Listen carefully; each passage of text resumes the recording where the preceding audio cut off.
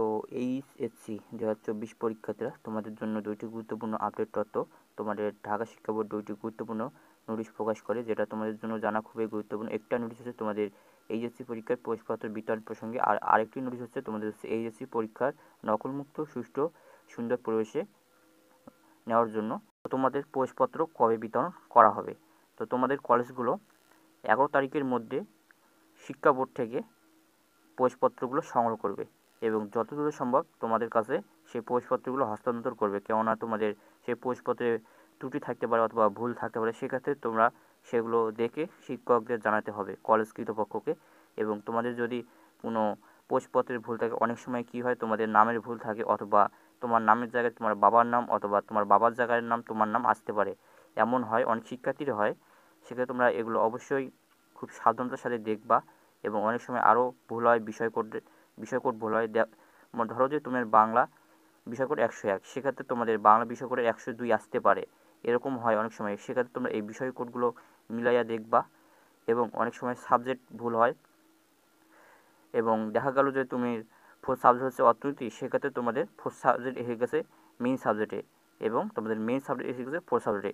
এইসব ভুলগুলো হয়। তোমরা এই সব ভুল যদি হয়, সেক্ষেত্রে তোমরা যতদূর সম্ভব তোমাদের কলেজ কর্তৃপক্ষকে যাবে এবং কলেজ অধ্যক্ষকে জানাবে, তারা এগুলোর ভুল ত্রুটি সংশোধন করবে।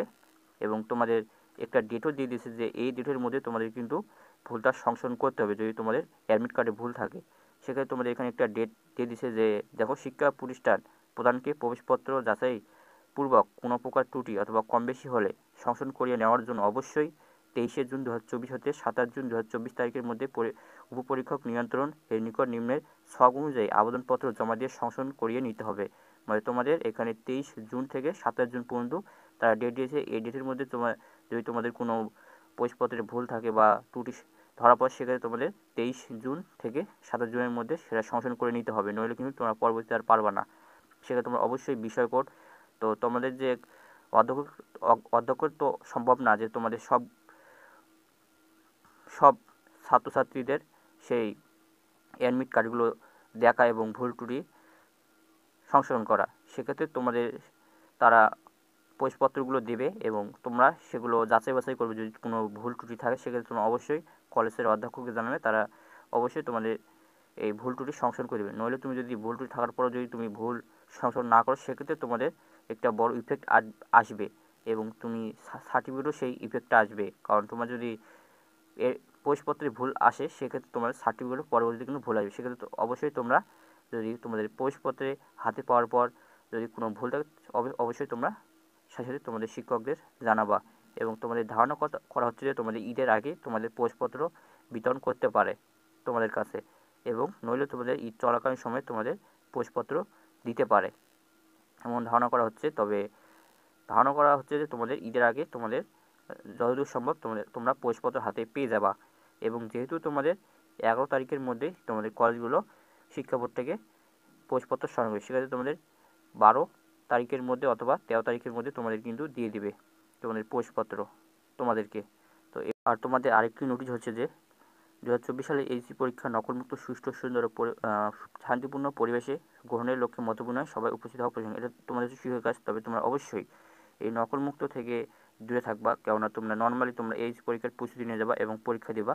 তোমরা নকল করতে যাও না, কারণ এবারে পরীক্ষা কিন্তু সুষ্ঠু সুন্দরভাবে হবে এবং তোমাদের যে হলগুলোতে তুমি পরীক্ষা দিবা, কেন্দ্রগুলোতে, সেই কেন্দ্রগুলোতে তোমাদের কিন্তু সিসি ক্যামেরা দ্বারা নিয়ন্ত্রণ থাকবে। সেক্ষেত্রে তোমরা অবশ্যই নর্মালি তোমরা এইচএসসি পরীক্ষার প্রস্তুতি নিয়ে তোমরা পরীক্ষা দিয়ে দেবো, তোমরা কেউ নকল করবে না। এগুলো থেকে তোমরা অবশ্যই দূরে থাকবে। আর যদি প্রশ্ন ফাঁসের বিষয়টা আসে, তবে এটা থেকে আরও তোমরা দূরে থাকবা, কারণ এই প্রশ্ন ফাঁসের বিষয়টা, কারণ অনেক অচেনা লোক তোমাকে ফোন দিয়ে বললো যে আমার কাছে, অথবা ফেসবুকে অনেকে পোস্ট করে যে আমার কাছে প্রশ্ন আছে বা প্রশ্ন ফাঁস হয়েছে বা প্রশ্নের এক আছে, তোমরা সেইগুলোতে জড়িয়ে যাও এবং সেক্ষেত্রে তোমরা ধরা পড়তে পারো। এখন তথ্য প্রযুক্তির যুগ, সেক্ষেত্রে তোমরা খুব সহজে ধরা পড়বে। তো এগুলো থেকে তোমরা অবশ্যই দূরে থাকবা, কারণ তুমি যদি পরীক্ষা একবার নকল করো এবং নকল করতে গিয়ে ধরা পড়ো পরীক্ষা, সেক্ষেত্রে তোমাদের জীবনটাই শেষ, কেননা তোমাদের পরিবারের একটা কটু কথা শুনতে হবে, আবার তোমার তোমার একটা দাগ লেগে যাবে। সেক্ষেত্রে তোমরা অবশ্যই এই নকল মুক্ত এবং প্রশ্ন ফাঁসের বিষয় থেকে দূরে থাকবা, আমি এটাই বলবো। তো তোমাদের কাছে যদি ভিডিওটা ভালো লাগে, তো অবশ্যই একটা লাইক সাবস্ক্রাইব কমেন্ট করো, আর তোমাদের বন্ধুদের মাঝে শেয়ার করে যায়, তারাও দেখে উপকৃত হয়। তো দেখা হবে একটা কোনো ভিডিও, ততক্ষণ তোমরা ভালো থাকো।